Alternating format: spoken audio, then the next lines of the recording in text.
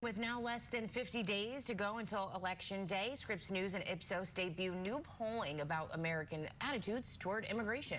That poll surveyed over 1,000 Americans to get their stance on the border, including top priorities and support for mass deportations. Political director Andrew Rafferty joins us now from Washington with more on this poll. Andrew, what'd you guys find?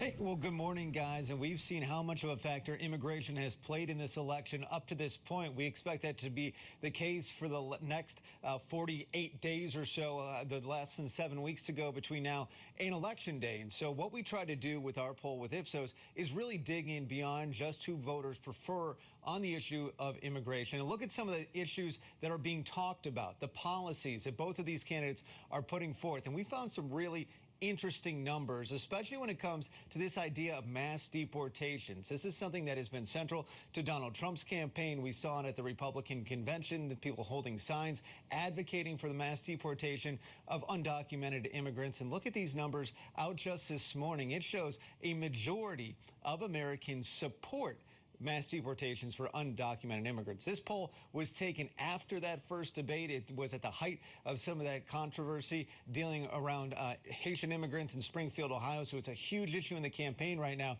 And these numbers reflect just how much of a priority it is. But one of the more interesting things is when you break it down by party. Yes, it is driven mostly by Republicans. Nearly 90% of Republicans say they support it. But look at independents, 58%, more than half of independents say they're also in support. And even Democrats, a quarter of Democrats supporting either somewhat supportive or strongly supportive of mass deportation. I think that's a number that jumped out at a lot of us, a lot higher than you would think given the current rhetoric from both parties. But when it comes to big picture immigration, where things stand, deportations is one thing, but there's no doubt the top priority for voters right now is securing the border.